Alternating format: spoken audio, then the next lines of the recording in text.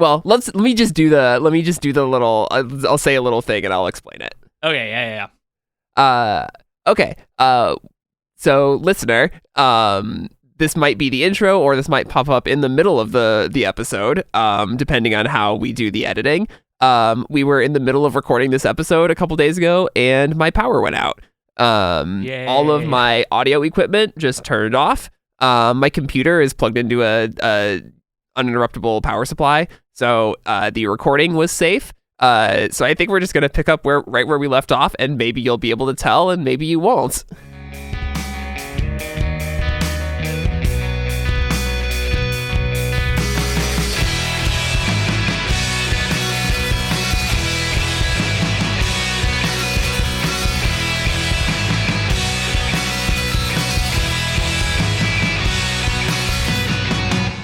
Welcome to Noise Floor, a music podcast about our Welcome to Noise Floor, a podcast about music through the lens of our favorite artists' discographies. I'm Troy Sennett. And I'm Matt Kistler.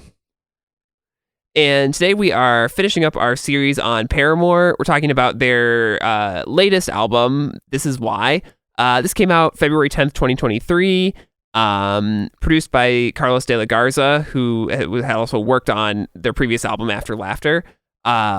This is weirdly the first Paramore album in sort of a stable era for the band. It's the first time they've ever had the same lineup from one album to the next. Even though it kind of comes out or is written in sort of the most unstable time of our modern history. Since it was very much a album they worked on during the pandemic after Hayley Williams had made a couple of solo records. Zach Farrow, the drummer, had made a couple of solo record as Half Noise. And they kind of, I guess they just took some time off from the band between these two albums to take some time to regroup, say no to things, and sort of reset themselves. What they come out with is an album that is I'm going to say about as different from After Laughter as you can imagine, but it's a very different trajectory, a different approach to their sound. So Matt, what do you think of this one? I like this a lot more than I remember liking it. And I shouldn't, that makes it sound like I didn't like it when I first listened to it now about 2 years ago. I just didn't find myself returning to it at all. But kind of on a closer listen this go around, I feel like I found a lot more to appreciate in it. We kind of talked last episode about kind of the 80s post-punk influence that you hear in After Laughter via bands like, Devo and the Talking Heads, in their more blown out, full on arrangement moments. But it feels like this kind of almost goes back in time to kind of a more of the time where weirdly proto-punk, punk, and post-punk all kind of existed at the same time in the late 70s, and feels like it's kind of taking more hints from that, where the interesting parts of the music come from kind of the rhythmic, motions of the guitar rather than the notes that they're playing, and kind of the interesting spaces left in songs. That feels like it kind of informs what post-punk is kind of going towards today, with bands like Proto-Martyr and whatnot.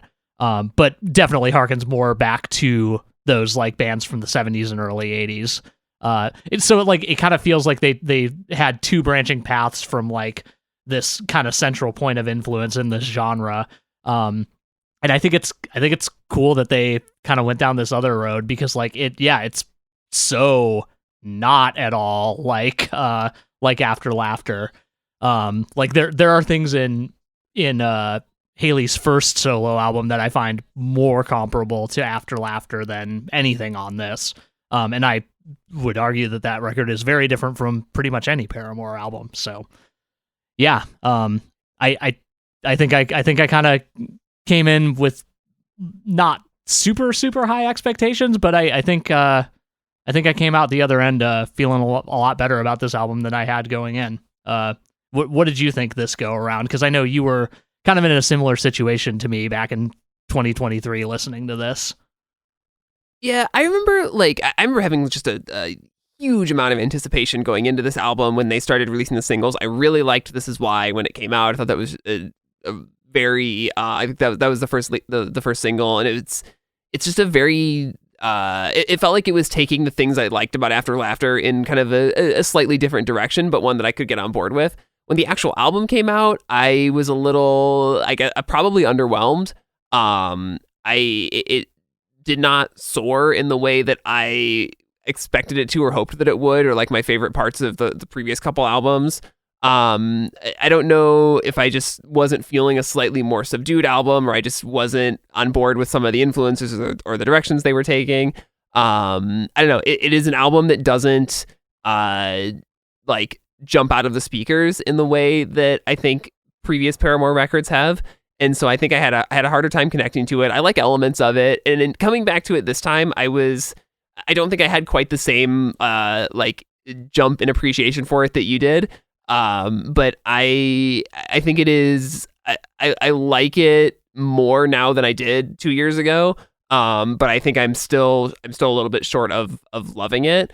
It's something we can kind of dig into as we go through some of these songs. But like, I think I get more of what they're trying to do with this record, especially having like in pretty quick succession listened through the entire discography and dissected it over the last month or so. That it feels like there's a broadening of scope of the topics that Haley is writing about on this album. And I was trying to kind of tie that back to like, they don't have to write, she doesn't have to like write about what's going on with the band as much, because the band is they're in their 30s now. There's less sort of like interpersonal drama going on between them to write about. And so I think she's both going more external with songs that are a little more outwardly political, and also a little more internal with songs about I mean, obviously After Laughter is a very internal record about depression, and but I think it's stuff like Running Out of Time, which we'll talk about, obviously, that is about a kind of a more specific like feeling of insecurity about yourself.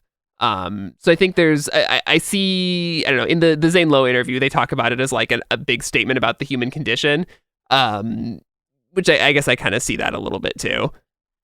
Yeah, I don't know that I would call it that, but like I do get where they're coming from when they say like that is kind of the theme of the album. But yeah, it is interesting that like obviously, this is our, like you said, the first album that we get where we've had a consistent lineup between two albums. They did take that big break, which was apparently, kind of asked for by Taylor out the gate, and everybody just said, okay, yeah, that sounds great. And like, I can see a world where that was not asked for due to external pressures or whatever, and we end up with another lineup and another set of songs about a blow up in the band. And I don't know that would have been as interesting at this point, but I can't say, because that's not the universe we live in, and I'm glad it's not, because I love that we've kind of settled into this version of Paramore that really seems to be clicking in, like, in all senses of the word, because like it sounds, based on the interviews that I've seen, and specifically that big Zane Lowe interview, that like everybody seems to kind of be contributing all the time at this point. Like it is a band-ass band right now. It's not just Taylor writes something and then Haley writes lyrics and then Zach comes in and does drums. It's like everybody's kind of sitting in a room together of like, obviously ideas have been kind of cooked up beforehand, but like Taylor kind of mentions like, he'll sit there and obsess over a part for hours, days, weeks, whatever. But when he's in the room with Haley and Zach, like he'll kind of go through like, okay, here's kind of where the idea's at. Here's some like previous iterations of it. And they're like, oh yeah, that one that you had a week ago sounds like it was the one.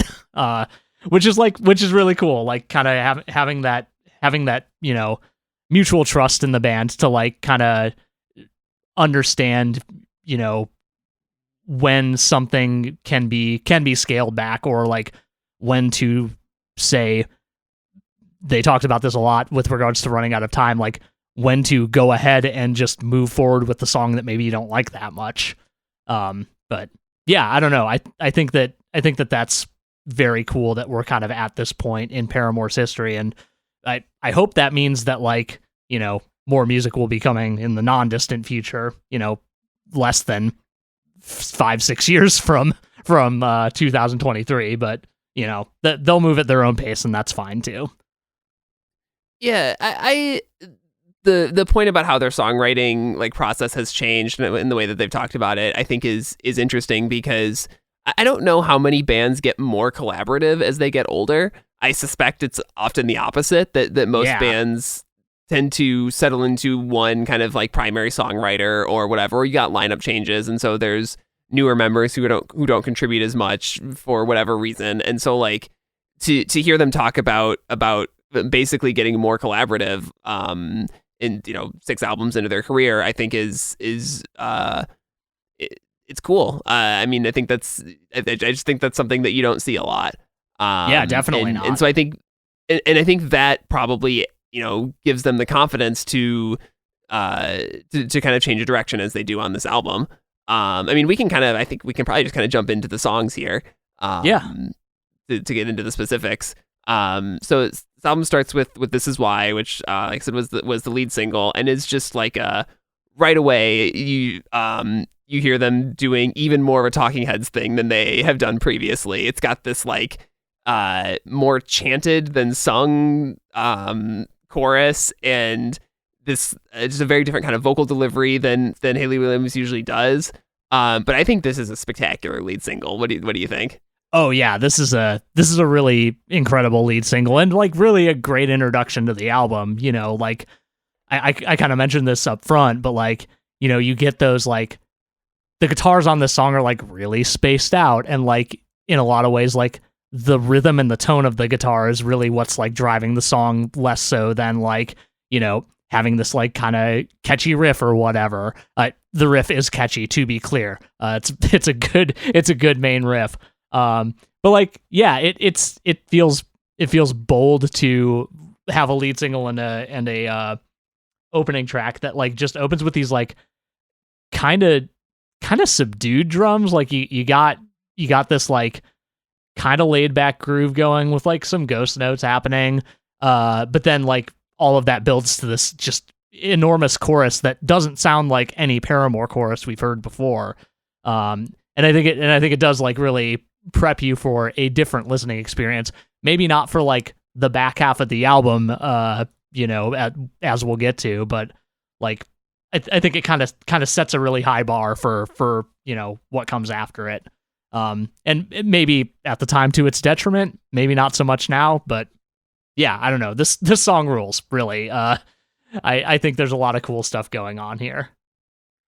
Yeah, they talked about in the interview about, you know, this coming out as a single before they had announced the album, and wanting it to be like to really give it space and be able to play it live and everything and let people focus on it, which I think I think the song gained from that, because I remember I played it a lot without it, you know, without having to like think of it as part of anything else, even though I tend to just really like the album format and try not to overplay singles. I do remember liking this song the most, and then feeling like maybe the album didn't quite live up to it. But yeah, we'll get into that. So next up is The News, which is maybe the most explicitly political Paramore song. I would say it's so. A song about a song about being kind of overwhelmed by the constant barrage of you know, bad news and terrifying stuff that, you know, the people in power are doing, but then it's also a song about kind of the performative response to that people tend to have. This is kind of my other, I think, probably favorite song on the album. I really like the sort of chanted talk sung parts of it. And I think it's got a great chorus again. Yeah, definitely. Yeah, I think my only like real gripe about this song is that something about the mix for like the first third of the song is like weirdly thin compared to This Is Why. And like I don't know if there's just like a really light like high pass filter on it or something, because like it opens up like partway through, like basically like around the end of the chorus or something like that. And then that might just be me being super nitpicky, but like, yeah, I think the song is very good and speaks to, I'm sure, a lot of people's experience, at least here in the US, of just, then world events, maybe less world events and more domestic events now, but like, yeah, kind of feeling as though all you can do is, these frankly kind of menial sounding actions that like aren't necessarily like harmful, but like maybe aren't necessarily helpful. But like, short of like being a person who organizes in your community and like, works with orgs that are taking direct actions, like, things that may or may not be legal, the thing where you are just kind of sitting and being hit with all of this and trying to do your best to help out in the small ways that you can is kind of a, I don't want to say universal experience, but a pretty widely felt feeling. Well, yeah, and I think, and thinking about this as an album that was probably written during the George Floyd protests, during, a lot of unrest that was happening during the pandemic and the pandemic itself. Like, I think that this is it is probably a song about like just that feeling that like there's, for whatever reason, there's nothing I can do, so I'm just going to doom scroll. That's sort of one of the big emotions that I think comes through in the song. It's like, well, I can turn on the news and I can turn off the news, but I just got to turn it back on again so I can see what's going on. Yeah, and it does also, make explicit reference to the fact that like in 2020, a lot of people kind of got told explicitly like, hey man, it's been really messed up this whole time. It just didn't affect you, so you didn't realize it. That last part of the bridge, the historical and all along we called it normal. But like musically though, like guitar rips on this song. There's some good cowbell in this song, which is very, very odd for like such a serious song to just have that like cut through the mix towards the middle of the track. But I also love that this song just kind of ends suddenly instead of like, tapering out on a like wrung out note or anything. It just like hard stops. Next up is Running Out of Time. One of those kind of like, I feel like this is meant to be one of those universal feeling sort of songs about like your life is feeling like your life isn't all together. You can't get to everything you need to do. You're always late for things.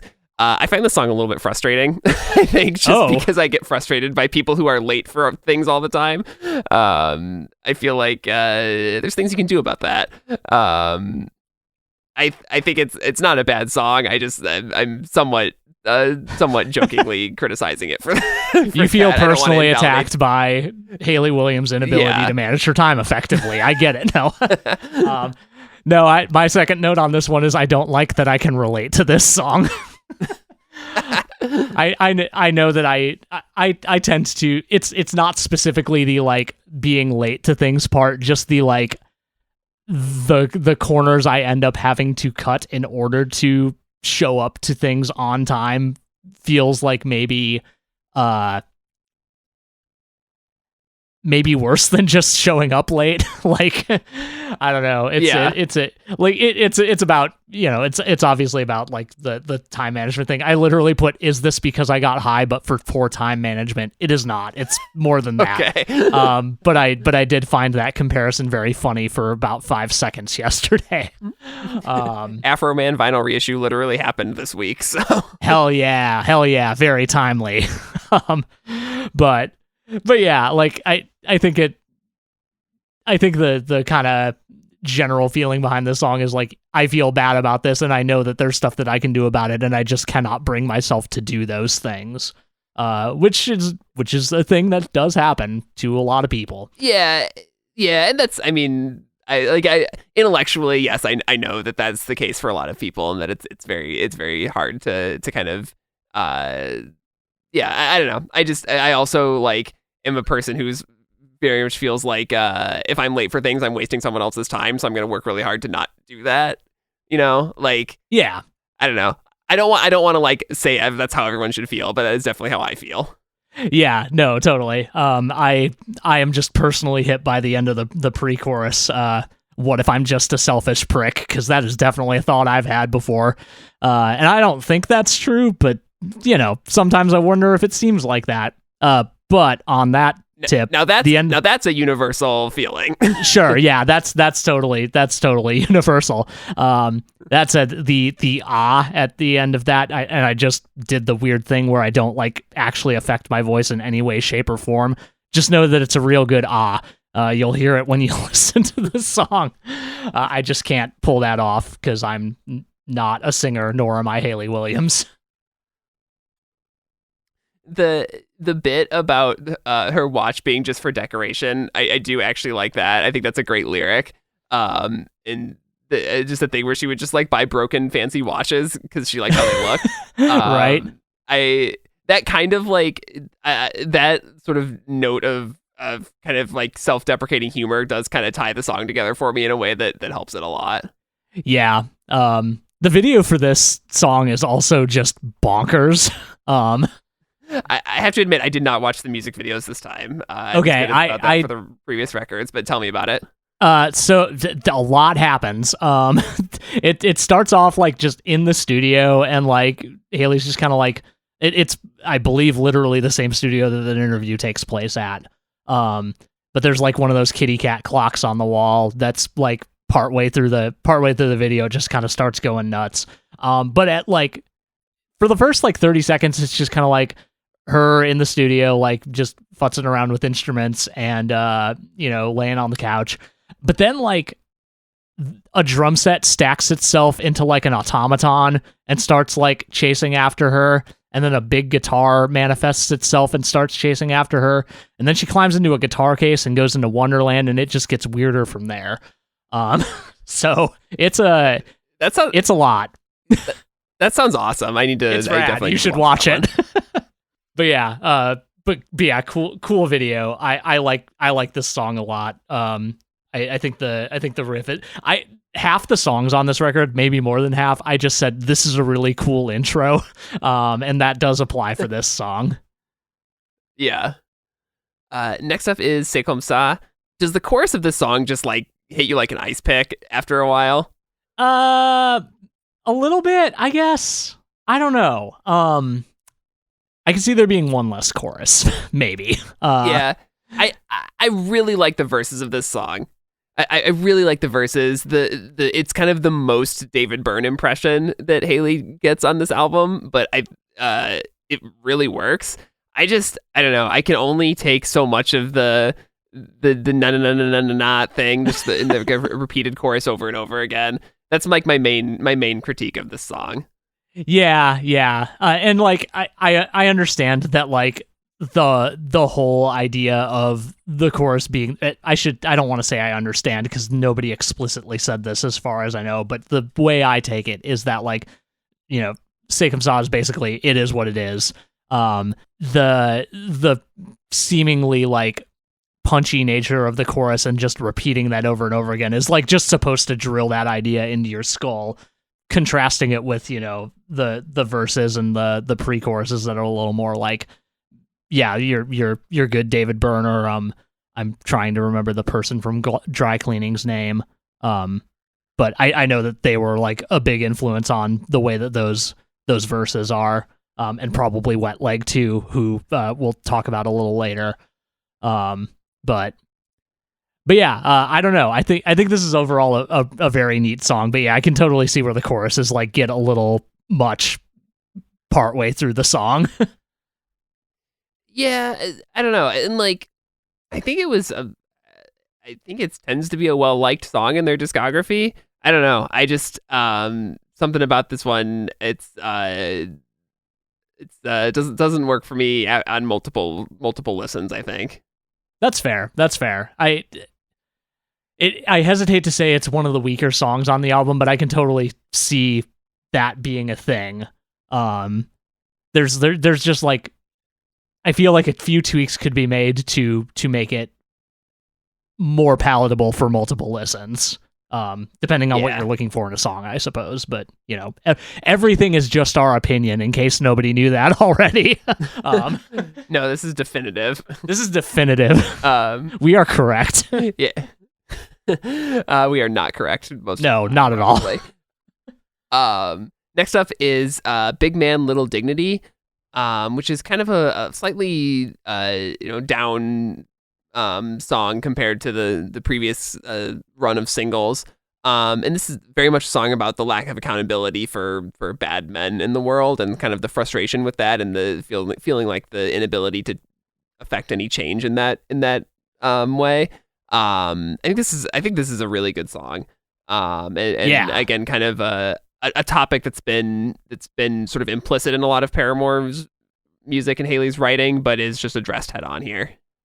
Yeah, and there's I in that interview, I think Zayn says something along the lines of like, yeah, but there's power when you get up on stage and you're like commanding an audience, and I'm like, my guy, that's not the same thing as the power that terrible men have. Like, I think you need to take a step back for a second. I get what he was trying to do, but that really stood out to me in that interview. As like, whoa, man, you missed the point, and we kind of just blew past it because of that. Yeah, like this is an interesting turn, like in the album. Five songs in? Yeah, we're 5 songs in now. Just like sonically, because like we really tone it back, which I think gets the message across from the song a lot more clearly, because you're not bopping to this song, like you're sitting there like, yeah, there's the arrangement is just really cool. There are a lot of really cool like lead licks in this song, but like for the most part, the vocals and the lyrics are like what are going to draw you in on this song. And I think that's really great given the subject matter.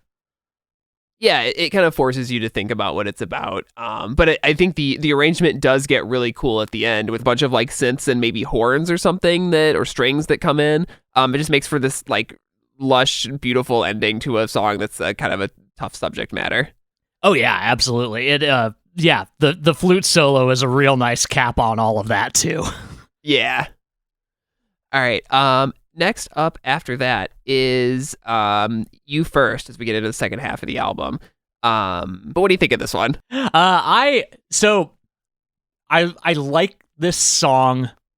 We'll talk a little bit more about ways in which it could be improved maybe later on a version where it maybe is improved a little bit.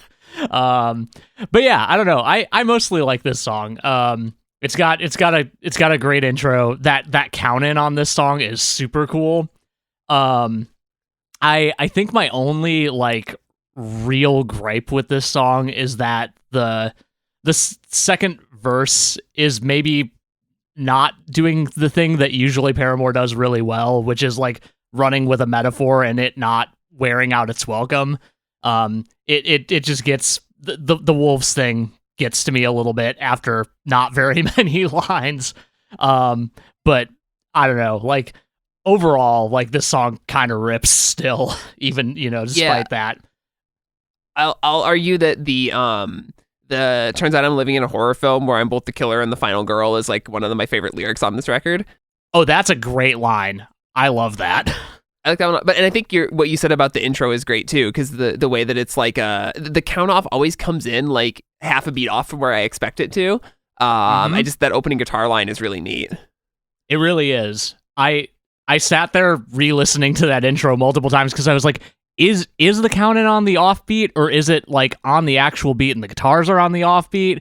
And then like everything just kind of melds together and it doesn't really matter anyway. The thing that my note that I made while I was listening to this was that like this is the point of the record where I realized like Haley's vocals are just not out front in this mix the way that they are at every other Paramore album. It's obviously like a choice. It's done with intention, but it makes for among other things they do on this album, just a very different sounding record, and not the way that I expect a Paramore record to be mixed at this point in their career. Yeah, I think that might be the most that might be the signature of this record is that it sounds, I don't want to say more like a band than it has in the past, because obviously Paramore has always been a band, but like it is mixed in a way such that like Yeah, we're just we're getting kind of more of everything else and less of Haley, which like I obviously love Haley's vocals and like don't ever want them buried in the mix, but like I kind of it makes for a different feeling record in more ways than one, and I think that's really neat. Yeah, for sure. After that is Figure Eight. Just a kind of a song about giving yourself up for someone who doesn't fully appreciate you. I think this song is a very cool groove. I think I'm maybe more into the back half of this record than I am the first half nowadays, even though the singles were what really stuck out to me at first. I don't know. This is just another like really solid, what can Paramore do in this little more post-punk style that they're playing with on this album. Yeah. It's a like, yeah, to your point, like something I realized while kind of giving this record a couple more goes before recording this, just like, yeah, the back half of this record is underrated. Like, I don't hear people talking about these songs except maybe Thick Skull on occasion. But yeah, this song rules. Like, this is the point at which I asked, why are all the intros on this album so great? But yeah, we've got like those cool interweaving arpeggios on this song. There's like a bassoon or some other like deep woodwind instrument somewhere in there. There's a great sax part at the end of the song. Like, yeah, this song is killer. I love it. Yeah, I think that's the playing with the orchestral arrangements or more, non-traditionally Paramore instrumentation it's an element of this record that I probably didn't pay enough attention to at first, but it makes me appreciate it more now. I mean, kind of similar to what we were saying about You First. There's just like the more I listen to it, the more stuff pops out at me, and I'm probably guilty of not giving this record enough time when it came out to think about those things. I definitely didn't either, so you're not alone on that one. It's the depth reveals itself on repeated listens. Yeah, one might say it is rewarded. It certainly is. Next up is Liar. This is kind of the ballad, the slowest song on the record. I think this is a kind of a beautiful song. The guitars are really shimmery. I think the vocal performance is like restrained in the right way on this one. That it's Haley trying something a little bit different than she typically does, even on the ballads. What do you think of this one? Yeah, I think this one's great. This is the most like laid back ballady song on the record. The big thing that stood out for me is the vocal doubling on the verses. Like it's not really doubling, but it's it's both Haley and it is obviously harmonies, but like it's like kind of unsettling. Like maybe not unsettling. I think maybe like decentering, destabilizing is maybe the better word for it. There's this like odd tension to the way that those harmonies work that I really, really love, and that really like jives with the subject matter of the song. Yeah, I agree. It is kind of like a wrestling with yourself sort of song, or like trying to unpack this emotion or this feeling that like you're realizing now that you didn't really need to have. You're actually okay all along. Yeah, it's I don't know. It's a refreshingly like I don't know. It's sort of it's a kind of song about finding comfort where you didn't know it was there. And it's kind of a comforting song in that way. Yeah, absolutely. It's Genius, of course, gives you the upfront. This one's about Taylor and how they love each other, and I'm like, that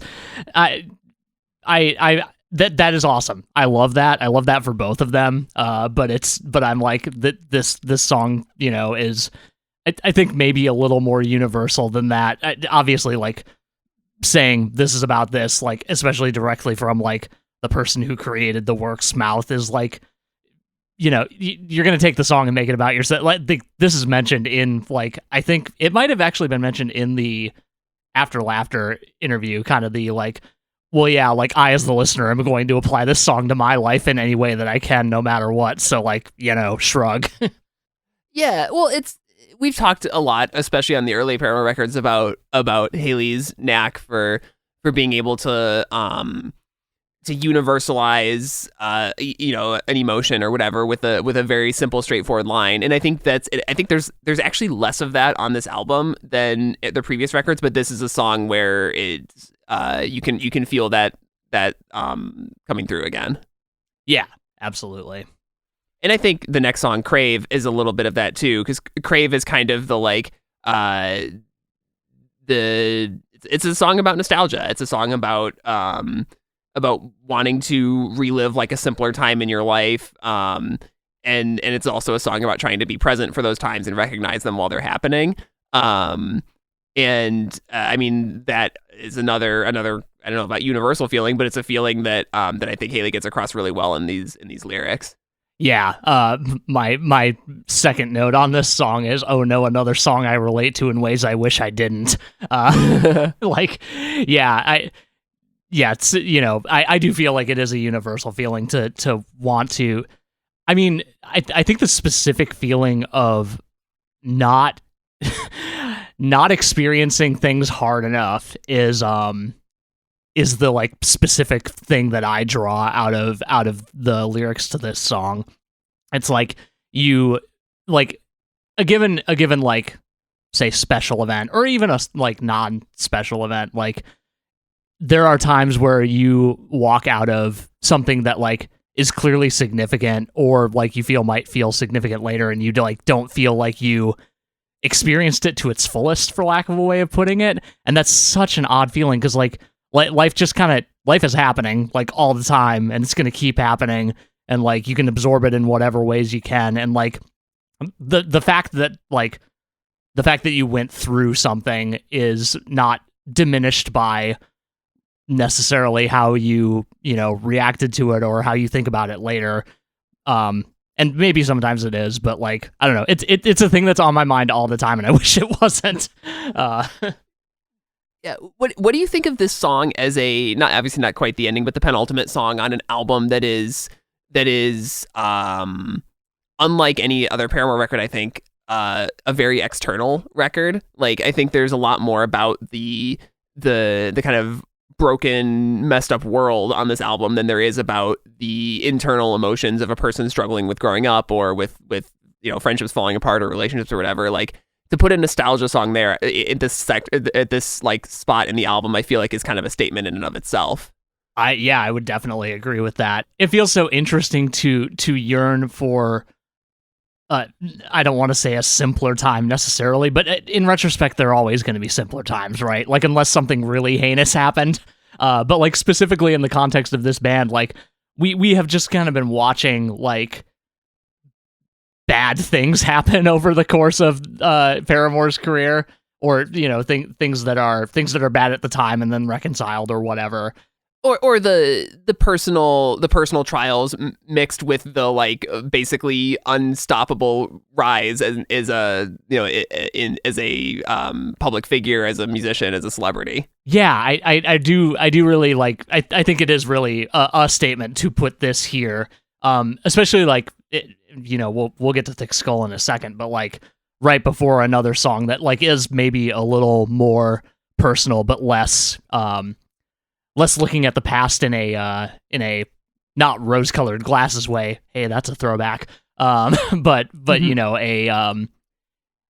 A yearning way, rather than what Thick Skull is. Yeah, well, let's go to Thick Skull, because it ends this album in a way that no other Paramore album ends. It's just like kind of a darker, more, I don't even know what to call it. So indie rock feels like the wrong thing, but it feels like new sonic territory for them, even though it does a similar thing to Future in the soft for a while, then really loud, but it does it in a different way. It doesn't have like it doesn't have the epic Russian circles build up, right, that you called that. But it is kind of it's looking back at the past and from a different perspective than Crave is, I think. Yeah, I think if I remember correctly, this was kind of described by Haley as a song that's about what if all of the terrible things that people have said about me over the course of my life were actually true, which is such a wild inspiration for a song, and I kind of love it. Yeah. And then it's also like, what if we just took all of our influences and the stuff we were listening to as kids and mixed it all together into this kind of shoegazy heavy song.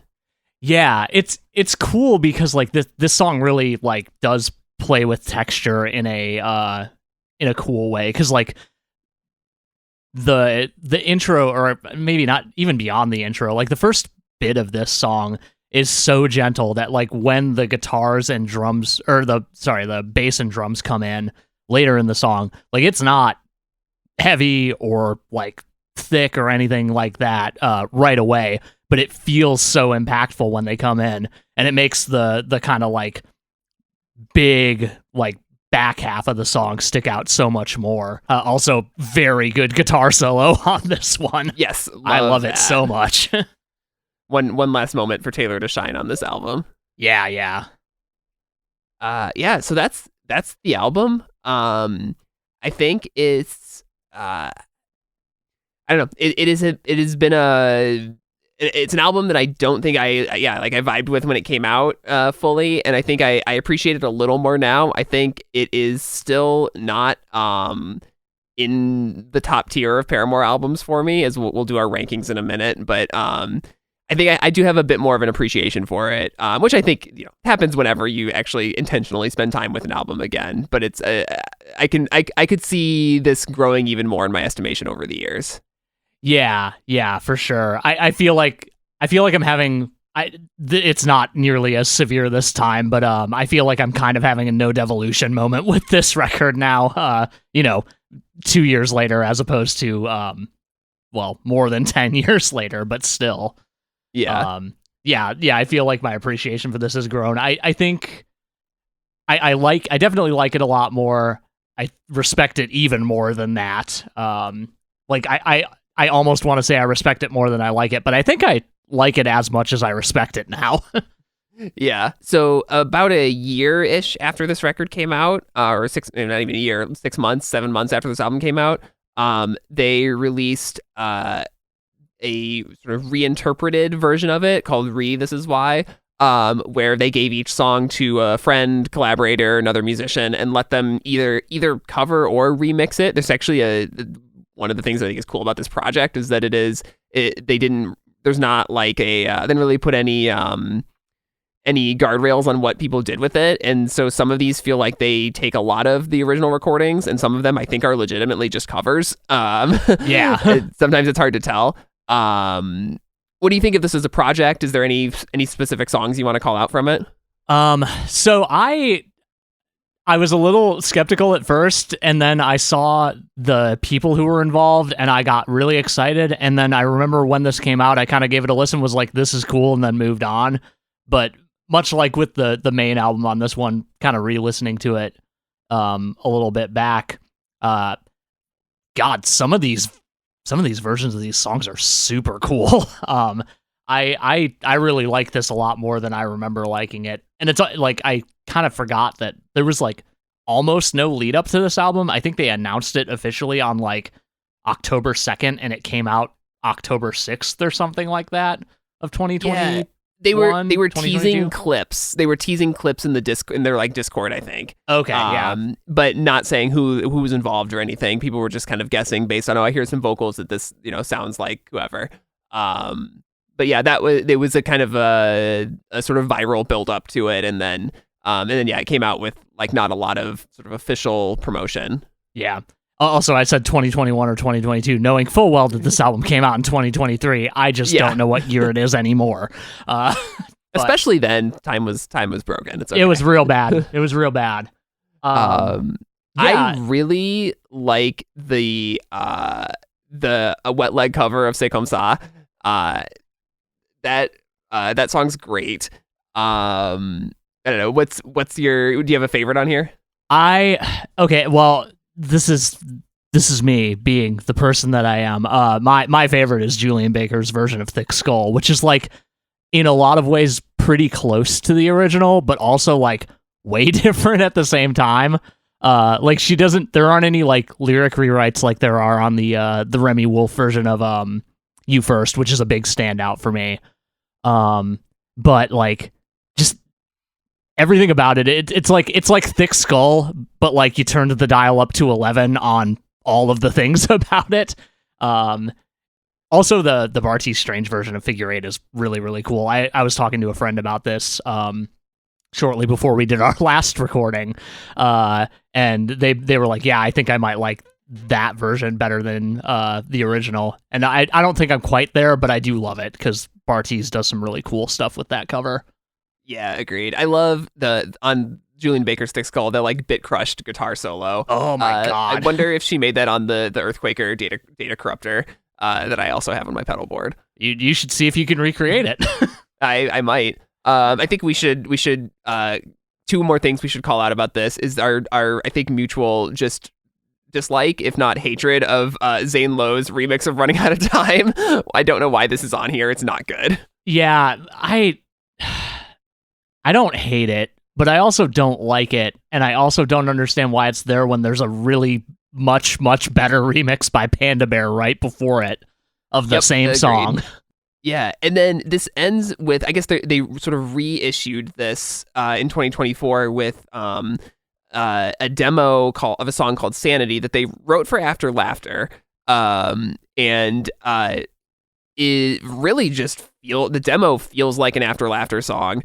It noticeably doesn't fit really with much of what they're doing on This Is Why, in my opinion. And then there's a Jack Antonoff remix of it, which I'm gonna just say that I will not be presenting that as evidence in my Jack Antonoff is a great producer argument. I don't think it's very good.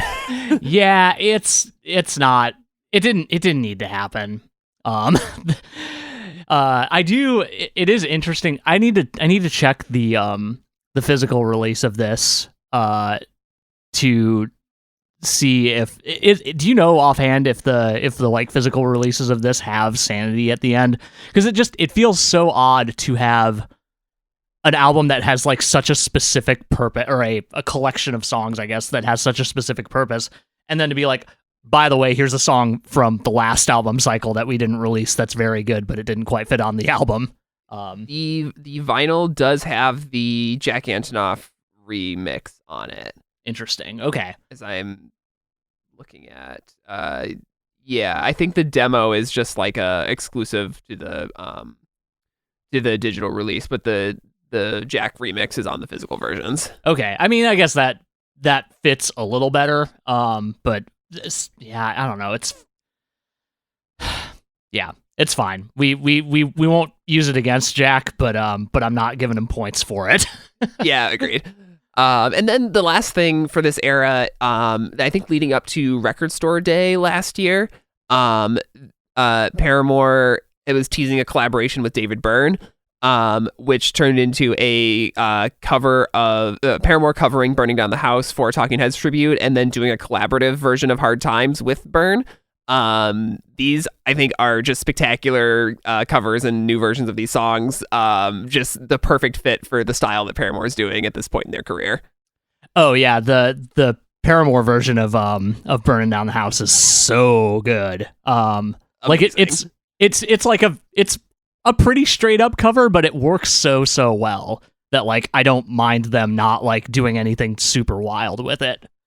Yeah, agreed. I mean, they're already doing their best Talking Heads on a lot of this and After Laughter, and it's just to hear them actually cover it is it's good. It's what should happen. Yeah, for sure. I will say that the David Byrne vocals on the cover of Hard Times are maybe not his best work. I feel so bad saying that, and I wanted to like that cover so bad because he clearly like loves that song, but he like. I know he can work a song better to fit in his range, and he just did not try to do that on this one. Yeah, that's fair. But I respect the effort, and I love David Byrne no matter what. So, well, not no matter what. It's fine. I love David Byrne at this moment in time where I don't know anything bad about him. Yeah. Should we rank this discography?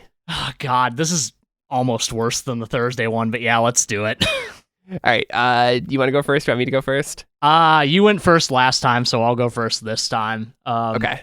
I was tempted to change this given that we had extra time, but I decided that in the interest of the integrity of the episode, I'm not. So I'm going to take whatever flack I get for this. 6 albums. Okay. I for some reason was like, are there 7? No. Okay, so number 6 for me, I imagine it is probably also your number 6, is All We Know Is Falling. Great record. Not quite up to snuff with the rest of the discography. Not surprising. They were literal teenagers, and it was their literal first album. It's totally fine. No points against them for that one. Number 5, this is the one that I'm worried about, is Riot. I love Riot so much. I will listen to that album anytime. And like it is leagues ahead of All We Know Is Falling, as we kind of established on the second episode. So like we are now in the like all of these things are like marginally apart from each other section of the ranking, from number 5 to number 1. So just bear that in mind, folks. That's why Riot's at number 5. Please don't hate me forever. Number 4 is this one. This is why. I almost flip-flopped it with Riot, just because of how much I do love Riot. But I feel like I want to acknowledge like how cool this album is and how well they pulled off doing a fairly different thing from what they're normally doing. Which like I don't think, I feel like I didn't give it its due at the time, and I feel like I kind of owe it to them now. But the rest of the episode's been about that, so I won't belabor it too much. Number 3 is Paramore, the self-titled album, an album I straight up did not like when it came out, and I love now. It's just such a great collection of songs, despite being 17 songs long. Number 2 is Brand New Eyes, a nearly perfect album. That is, as we kind of talked about in the episode, the ultimate version of that version of Paramore that existed between 2005 and 2009. And number 1, I kind of knew this coming into this whole thing, was After Laughter, a perfect album. I would go so far as to say. I have literally no complaints about that album whatsoever. It is a 10. There was no way it wasn't going to be my number 1. Nice. Yeah. What about you? Somewhat similar, not as close as we've been in the past. Okay. I've got number 6 for me is All We Know Is Falling, for basically the reasons you mentioned. I actually waffled about whether I wanted to put it above This Is Why, which is my number 5, because I think my favorite songs on All We Know Is Falling I like more than my favorites on This Is Why, but This Is Why is just a more accomplished album. It feels wrong to put it last. Then number 4, Riot. Number 3, the self-titled. 2, After Laughter, and 1, Brand New Eyes, which I already kind of knew that I loved, but just I think discovered even more of a newfound love for that record, and all they did, even as such a young band at that point in their careers, I really, really I think that album's spectacular. It really is. Like I hadn't listened to that album in full in a very long time going into revisiting it for this podcast, and like, yeah, just it really started the trend of by the trend I mean the now 4 album long trend of really, really great but maybe slightly underrated back halves of Paramore albums, which I just did not recognize at the time. All right, we should talk about what we're doing next. Yeah. As of this recording, I will, my wife and I will be having a baby very shortly. Yeah. So I said that really quietly because I already knew this a long time ago. We will be, we've backlogged a fair number of episodes. So I'm gonna say we'll be back next week. If we're not, I am in the depths of having 2 children. So we'll see. But the plan next week is to do another kind of one-off on a band that only has 1 record, and that band is The Tower and the Fool. So we'll be talking about How Long, as well as, if I can find it, their first EP. It is appears to have been completely scrubbed from the internet, but mostly focused on How Long, which I think is a great album. Came out in 2012 on Run for Cover Records. And then after that, TBD. We have not decided what our next series is going to be yet, so you'll know soon. Yeah, we'll figure it out. Yeah. All right. See you soon. See you soon.